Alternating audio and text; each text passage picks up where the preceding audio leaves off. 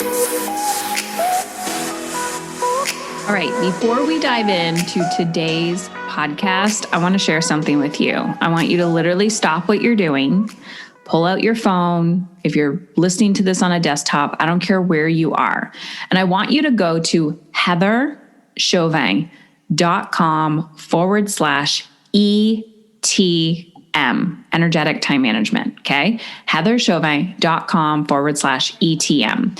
Energetic time management has been an absolute game changer in my life. And it's a concept and a tool that I created almost 9 years ago after being diagnosed with stage 4 cancer. It was taking all of this overwhelming, complex situation with personal development and distilling it into an actionable strategy. And the crazy thing is, I've been teaching this over and over and over again, and I am still learning things. There's a concept I say is new level, new devil. I did not create that. And ETM is one of those practices. It's an art. It's like life in general. Every time we up level, we can take ETM, energetic time management, and take it to the next level. So guess what I'm doing? I'm going to be hosting workshops. Yes, workshops. I have never done this before. Typically, energetic time management is in our next level coaching programs.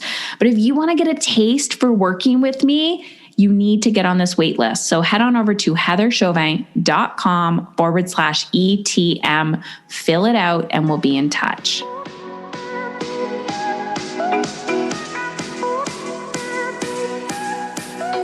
And I went back in and I reviewed the material, and I want to take it to the next level today. So that's what the live calls are always about. It's about integration and how we are doing the work, because it's very easy for us to get stuck in this mindset of, I don't have enough.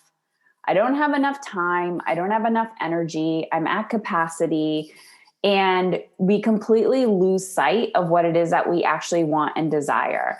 And when someone says to me, oh, I've already done that, I'm like, awesome. Tell me your secret. Like, tell me your secret. Like, how did you make that shit happen? Because I look at my vision or what I'm working towards, I'm not kidding, at minimum on a weekly basis. It doesn't have to be this perfect, crafted story or vision that you have for your life. But if you don't even have bullets of the direction that you're headed in on an emotional standpoint, on a professional standpoint, relationships, you are literally going back to your mental programming, which is running on autopilot, which happens 1 million times a day. Like 1 million times a day. You will not, I don't know why we beat ourselves up pretending that we don't know. We're like, what's wrong with me? What's wrong with me? You're human. And to reprogram your brain to focus the energy and attention on where you want to go and where you want to grow takes consistent effort and dedication. So we're going to be talking a little bit about that today, but also this is what it means to me to be emotionally uncomfortable. Because I can tell when people are playing double dutch with their vision, or when people have jumped into their vision. When you are playing double dutch with your vision, what that means is, you're watching someone play double dutch and you're starting to rock back and forth because you are terrified that if you jump in, you're going to get whacked with the rope and that hurts, right? And then once you do get in, you're like, oh my gosh, I got this rhythm. You're so proud of yourself. You're so excited. And then whack, right on the ankle, right? Or it stops and you have to start again. And it's that persistence and determination to, again, reassess, get back out. So for the metaphor for today, your vision, what you want and desire inside of you to come to life, is jumping into the ropes. Your fear of getting resistance, guilt, blocks of jumping in and might get hurt is what's going to hold you back from doing it. But when you're on the inside, I can always tell when someone's doing it because they're like, this is so messy and emotionally uncomfortable. You feel like you're in a tornado. That is the brave zone. That is the emotionally uncomfortable action. So I'm going to give you some other, and if anything that I'm saying, you're like, oh shit, like just write down where you are in your life right now. And again, you do not need to be playing double dutch in every area of your life.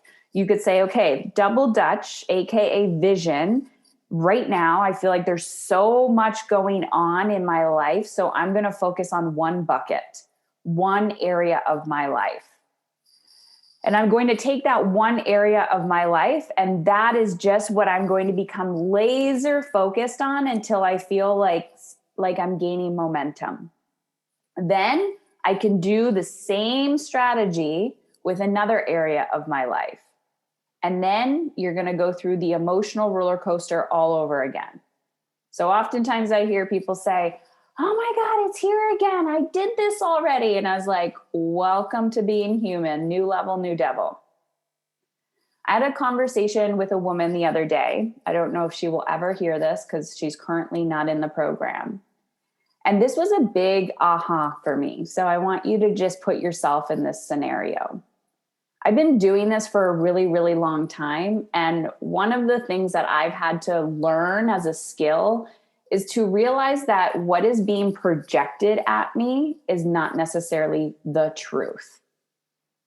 So when we see things out in the world or when people present things to us like in panic or despair, when you get to the core of it, it's typically fear and it's not reality. So this woman came to me. She had a conversation with somebody on the team and she was like, I want to work with Heather and in this mastery program, but I don't feel supported by my partner. And I said, cool, no problem. We get this all the time. But the way that she was talking about her partner, I was like, is she in an abusive relationship? Like it was borderline. I couldn't tell if she was in an emotionally abusive relationship, physically abusive because of the way she was projecting about her husband. And she's like, he wants nothing to do with this. He will not support me. And I said, great, let's get him on the phone. I would love to have a conversation with your husband. You and him can sit on Zoom and I will have a conversation with him. And guess who showed up to the call?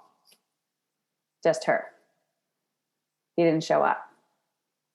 And she was like, he wants nothing to do with this. He's in the other room taking care of the kids. And my spidey sense is coming up that he's like, I'm out.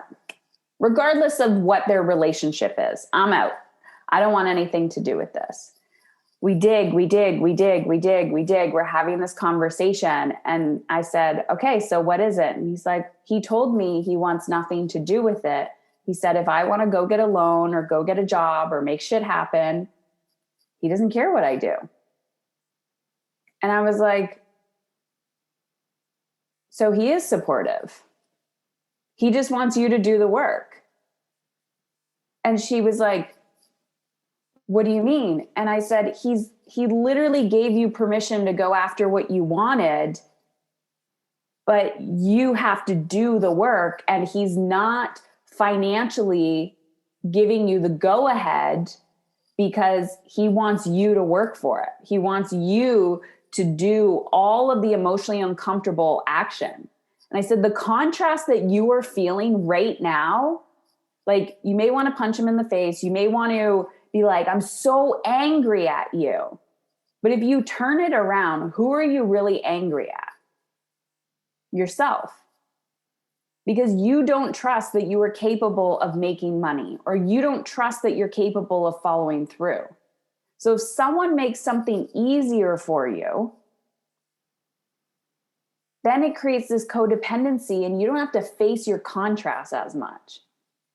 And at the end of the call, she was just like, she had her action steps of what she was doing. I said, listen, You don't actually physically need to believe that you can follow through with the desires and the vision that you want. You just have to have the courage to take the next step. And the next step is, and then I gave her 3 action steps to take. I said, once you take those 3 action steps, then you follow up. And the next day she said, thank you so much for that conversation. You kicked my ass. And I can see so clearly how I've been hiding behind my husband to play safe. And I'm telling you right now, I did the exact same thing when I was transitioning into becoming a business owner, because I wanted to blame other people or project my fear onto other people and not take responsibility for my emotional discomfort, for my emotion, which is guilt, fear, overwhelm, anxiety, everything. So when you take ownership for your emotion, for your emotional state, whatever's coming up for you, and you stop trying to pull other people into your vision, who you become actually has nothing to do with your children, with your partner, with your employees, with anyone else. It's a becoming. So I even see it, and this is why I'm giving you this talk, because I see it when people are creating a vision. They will also say, I ask my children to eat at the dinner table and they say, yes, mom. And they respond politely.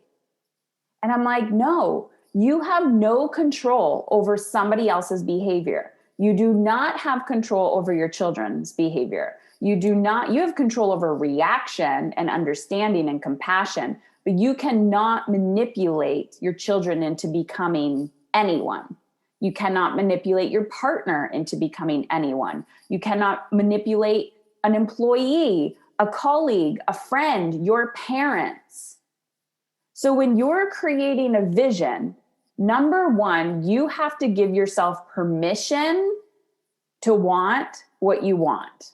I think that even takes a little bit, like writing it on a piece of paper. Wouldn't it be nice if? Number 2, which is where we're really going to focus today. Who do you need to become in order to attract or manifest that? Who do you need to be?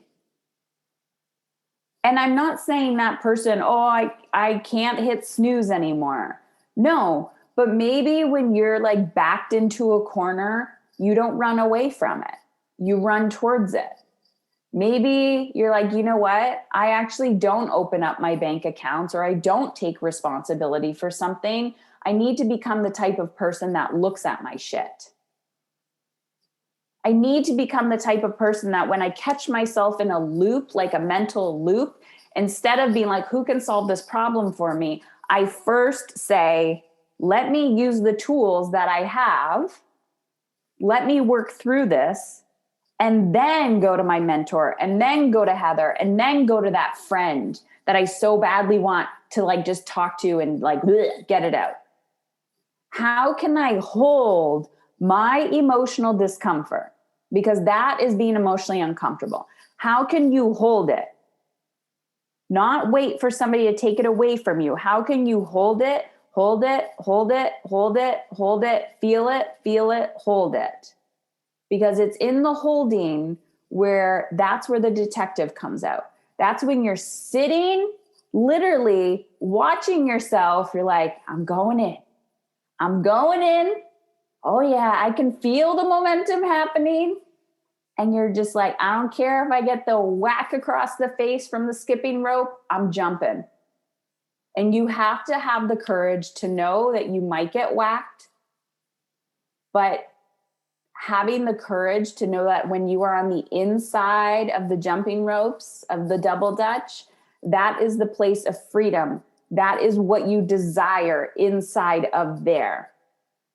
And the only way out is through. Again and again and again and again. Practice, practice, practice, practice, practice.